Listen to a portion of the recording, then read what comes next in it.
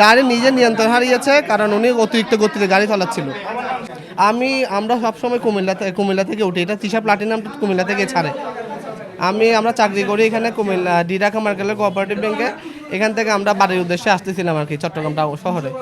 এখন নির্দিষ্ট বলতে পারো, আমার মনে হয় সবাই আহত হয়েছে, গুরুতর আহত হয়েছে।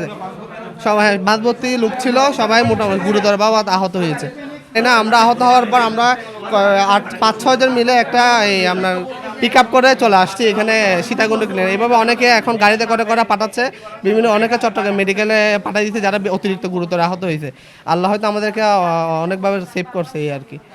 যে গাড়িটা ওভারটেক করতে ট্রাকটা হালকা, মানে আমরা ডাইন থেকে বাঁয়ে নিতেছি, ট্রাকটা হঠাৎ করে হালকা বাঁয়ে নিছে। ওই ট্রাকের হালকা চাপ দিচ্ছে, আমাদের ট্রাকের চাপ দিয়ে কাপড় দলা করে কোলে নিয়ে রাখছে। আমি জিজ্ঞাসা করলাম আপনার এখানে কি, ও কিছু বলতেছে না, কান্না করতেছে।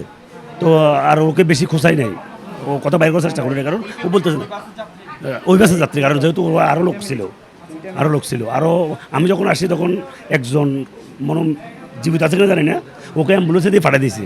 পরে 6 জন পাঠাইছি, সর্বোপরি 20 জন প্লাস হবে, 20 জনের চেয়ে বেশি হবে। 20 জনের মতো তুলে আমি নিজে পাঠাইছি, নিজ দায়িত্বে পাঠাইছি।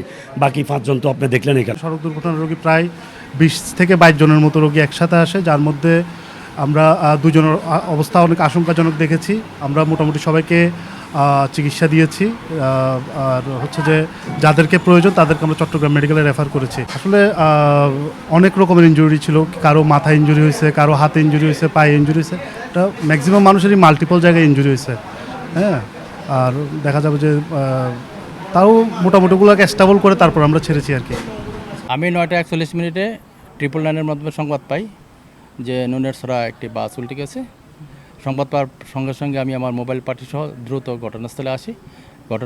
এসে দেখি যে একটা তৃষা বাস সে উল্টে গেছে রাস্তার পাশে, রাস্তা ব্লক। পরে আমরা দ্রুত মোটরসাইকেল দিয়ে এসে যাত্রীদেরকে উদ্ধার এবং ইন দ্য টাইমে ফায়ার সার্ভিস লোকজন আছে এবং স্থানীয় লোকজন আসছেন। সবাই মিলে আমরা যারা ইনজুর্ড হয়েছে তাদেরকে সীতাকুণ্ড হসপিটালে পাঠানো হয়।